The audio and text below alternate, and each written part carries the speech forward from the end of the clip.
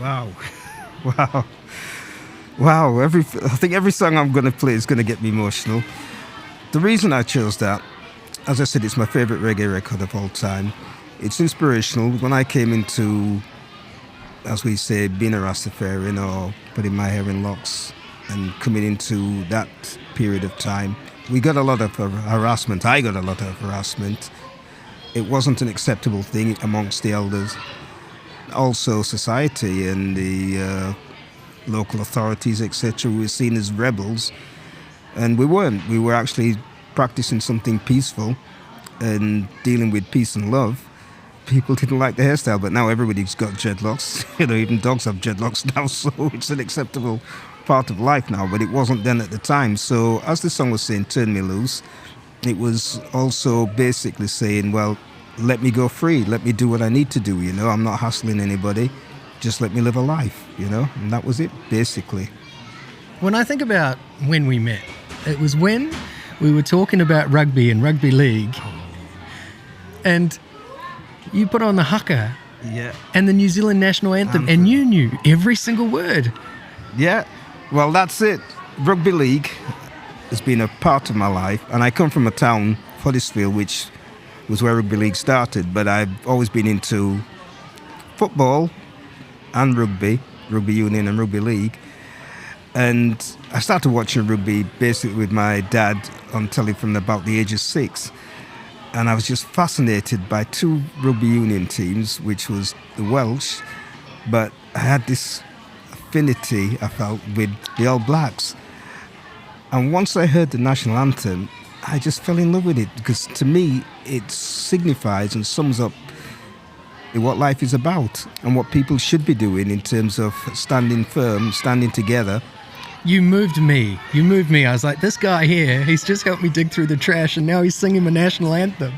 I couldn't believe it. So what I did is I went away and I scoured eBay for weeks to find you a Kiwis jersey. And then I brought it back down to the park for you. Wow. Now, let me tell you, I haven't really got a lot of faith in human beings, maybe one or two, but as a sporting person, I was totally blown away. I never expected anything like that. And I'll be honest, because I didn't feel I did anything. I mean, just to let somebody go through a bin and they didn't even get what they wanted. But then this guy turned up in the park, and I thought he'd actually just come to get some jerk chicken. He turned up with this New Zealand shirt. Now, I'll be completely honest, I've always wanted one. I've never got round to getting one. I haven't even got one of my own local football team. I can't express and I can't explain the feeling of pride. I went home straight away and tried it on, and it fitted like a glove. It's perfect. It's hung up in the wardrobe because we said we're going to go and watch New Zealand play. I've never actually watched them play live, but I've watched all the games on television, on Sky, on anything. I never miss their games, both rugby union and rugby league. And always said I'd go to a game if I got the chance, but now I've got this jersey. The first game that they're playing in this country, I'm going to be there. I'm going to be there, mate. Right. We're going to be there. We're going to be there. Sorry, correction. That's right. We're going to be there. And I've always wanted to do this. I'm going to sing the national anthem as loud as possible with everybody else, and it'll be one of the proudest moments of my life, and I actually mean that. I mean, I got I got tears in my eyes. And people will tell you, I don't suffer fools gladly, and I'm not one for saying what I don't mean, because I fear nothing and I fear nobody. So anything I say to somebody, it's the truth. I learned that from my dad, as I told you earlier at the beginning. My dad, miss him every single day. Greatest human being I've ever met in my life. He was a man of principle. He never told a lie to his children. He had 8 children, 7 boys and 1 girl, and he loved his children. He told them he loved them every day. He worked hard, but he installed in us pride and principle. And that's what I've had. And I've got 2 sons, and they're both exactly the same. Just like their granddad, very proud. They don't lie, they don't steal, and that's to know. For me to receive such an accolade when you didn't even know me.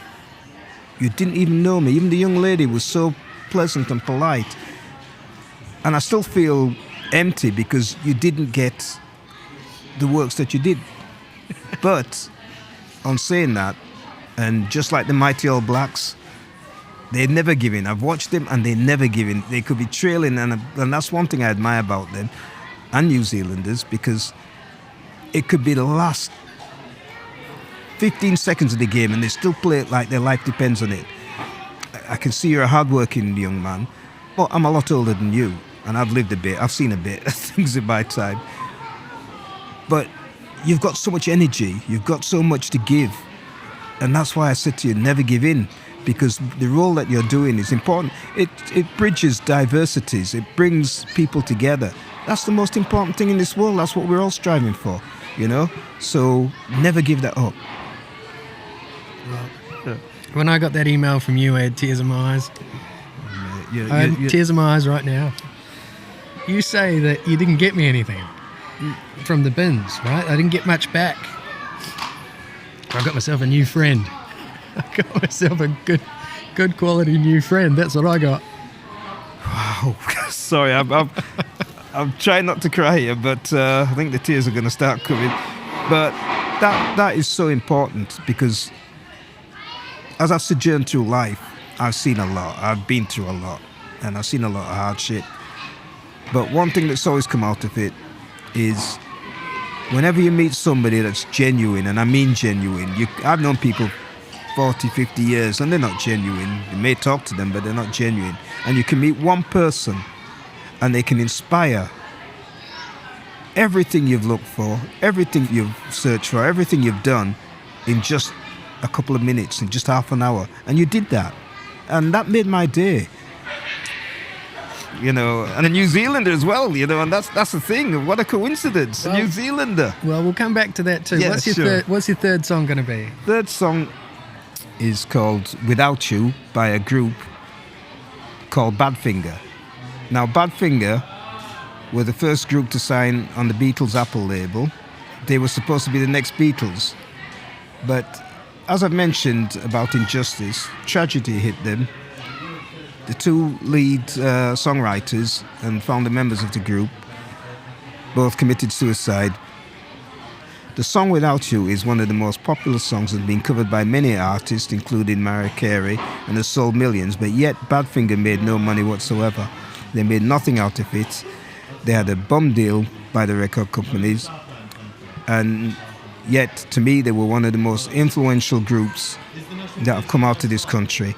And the song Without You, you know, everybody knows the cover versions, but they need to listen to this. This is so emotional. It's from 1970, and it's Badfinger, Without You.